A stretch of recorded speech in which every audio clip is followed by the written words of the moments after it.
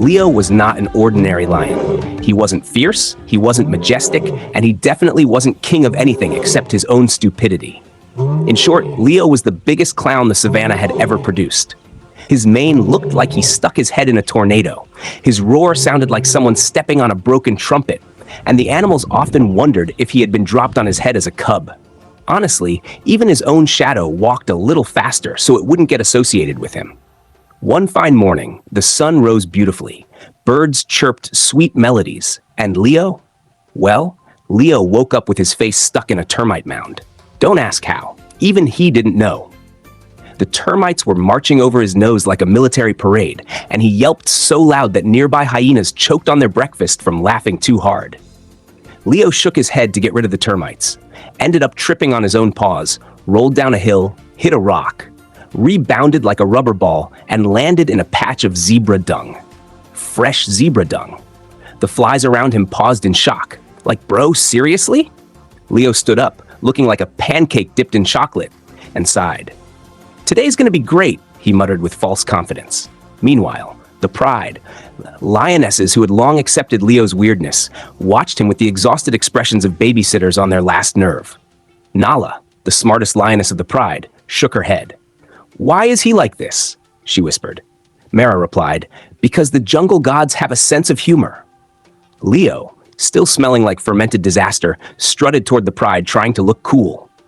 He flicked his tail, raised his head, and in the process slipped on a rock and face-planted again. The cubs burst into laughter and copied him by purposefully falling over. Look, I'm Leo, they giggled. One cub even rolled dramatically and shouted, I am king of the idiots. Leo didn't mind. He actually thought they were complimenting him. As he proudly tried to walk again, he noticed a vulture watching him from a tree. The vulture facepalmed with its wing. You're alive? I was sure you were dead this time, it croaked. Not today, bro. Leo winked, then walked straight into a thorn bush. The savannah sighed. But this was only the beginning of Leo's legendary day. After washing himself in the watering hole and scaring a crocodile who thought a living mud creature had arrived, Leo decided he wanted to be respected by the jungle. He had a sudden, burning desire to prove that he, too, could be a fierce lion like his ancestors, those powerful kings whose roars shook mountains and whose presence commanded fear. Leo tried practicing his roar. He inhaled deeply. The savannah grew still. The birds paused. The zebras turned their heads. And then, poop! His roar cracked, squeaked, burped, and ended with a hiccup. A baby warthog, barely 2 weeks old, fainted from laughter. A giraffe tripped on its own legs. Hyenas rolled on the ground, but birds kicking their feet in the air. Even a buffalo smirked. Leo turned bright red, not because he was embarrassed, but because he was choking on a dust particle. After coughing dramatically like an old tractor, he decided, okay, new plan. I will win respect by hunting something big. He proudly marched away. The pride stared at him with deep concern. Nala whispered, should we follow him? He might eat a cactus by mistake. Mara nodded. Let's go. He's not built for independence. Leo, unaware that a whole security team was watching him from behind bushes, scanned the area for prey. He spotted a lone buffalo grazing calmly. Perfect. Buffaloes are dangerous. But to Leo, danger was just a suggestion. He crouched low, trying to look sleek like the documentaries. But instead, he looked like a broken accordion trying to fold itself. Leo's tail twitched excitedly. Then it twitched too much. Then it got stuck under his paw. He yelped, jumped, stumbled forward, and crashed into a bush. The buffalo stared at him with the expression of someone watching a comedy show. Leo tried again. This time he crawled forward slowly, gently, silently, until a butterfly landed on his nose. Leo sneezed so violently he launched himself backward into a tree. The tree rained leaves from sheer disappointment. The buffalo snorted and walked away. Leo stood up with leaves sticking out of his mane. This is fine, he whispered to himself. But he refused to give up. He wandered deeper into the savannah until he encountered a rhino peacefully drinking water. Leo thought, bigger prey, bigger respect. He crouched again, but right then a lizard crawled across his paw and he screamed like a toddler stepping on a Lego. The rhino turned its huge head. Leo froze. The rhino stared. Leo stared. The rhino snorted. Leo gulped. The rhino charged. Leo ran faster than he ever had in his entire life, screaming in falsetto. He ran past zebras who were drinking water. The zebras spat water out laughing. A wildebeest tripped laughing too hard. Leo sprinted across the plains, the rhino chasing him like a tank with emotional issues. Finally, Leo leapt into a tree branch, except he wasn't a leopard and had never climbed anything in his life. His claws slipped. He dangled. The rhino rammed the tree once, shaking it violently, then finally left. Leo dropped onto the ground like a sack of confused potatoes. The lionesses finally arrived and sighed in relief. He was still alive somehow, miraculously, illogically. "Leo," Nala said gently, "maybe hunting isn't your thing. Try something. Safer." Leo puffed his mane. "I am brave. I fear nothing." A small squirrel jumped out of a bush, and Leo screamed again. The squirrel looked offended. "Bruh." After a while, Leo's stomach growled. "Fine, I'll catch something easy." He spotted a turtle slowly crawling toward a pond. Leo pounced heroically.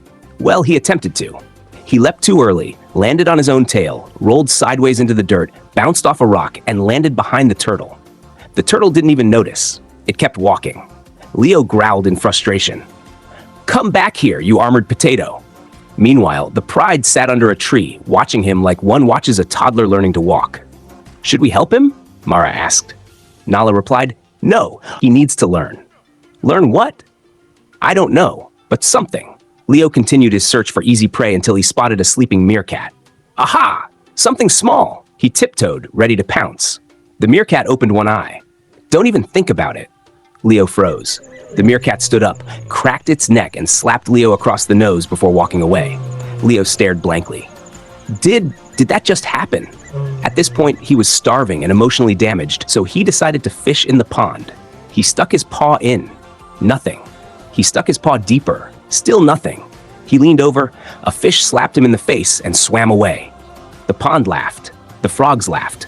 Even the clouds seemed to laugh. Leo groaned. "Why am I like this?" Then the ground shook. A loud roar echoed. A big, muscular male lion appeared, a rogue trying to challenge for territory. The pride tensed. They hid the cubs. The lionesses prepared to fight alongside Leo, but they were terrified. This rogue was enormous, tough, and known for defeating multiple lions. Leo stepped forward. The lionesses held their breath. The rogue lion snarled at Leo. Leo snarled back, or at least attempted to. His snarl sounded like a goat trying to cough out a peanut. The rogue blinked slowly, confused. Leo growled again. The rogue stepped closer. Leo's legs trembled. The rogue roared ferociously. Leo panicked and did the stupidest thing imaginable. He slapped the rogue lion across the face. Not like a lion, like a human, like a frustrated mother slapping her naughty child. The rogue froze. The entire savannah froze. Even the wind stopped moving. Leo blinked. The rogue blinked. The lionesses covered their faces, and then the rogue lion slowly took a step backward. He seemed terrified. In his mind, only a truly insane, unpredictable creature would dare slap him like that. This dude is mentally unstable, the rogue thought, and no one fights crazy. The rogue turned around and casually left. Leo was stunned. The pride was stunned. The zebras were stunned. A buffalo watching from far away fainted dramatically. Leo stood proudly, pretending he planned it. "See? I scared him." Nala whispered, "No, you confused him." Mara whispered back, "Same thing?"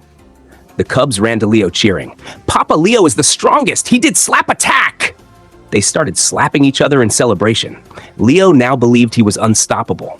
And when a lion believes something stupid confidently enough, the jungle unfortunately suffers. Leo walked around with his chest puffed out so much he looked like he swallowed a balloon. He tried roaring again. Still sounded like a broken kazoo. But his confidence didn't fade. Later that day, he found himself being followed by monkeys who had decided Leo was the greatest comedian they had ever seen. They imitated his walk. They messed up their hair to copy his mane. They even made slap attack t-shirts out of leaves. Leo loved the attention. He strutted like a celebrity. Then he tripped on a log and fell into a termite mound again. The monkeys applauded. At sunset, Leo lay under the acacia tree proudly. The pride surrounded him. Even though he was the dumbest lion in the savannah, he was their dumb lion. And strangely, in his chaotic, disastrous, clumsy way, he had protected them. The lionesses smiled warmly. Nala nudged him. "You did good today, Leo." Leo blinked.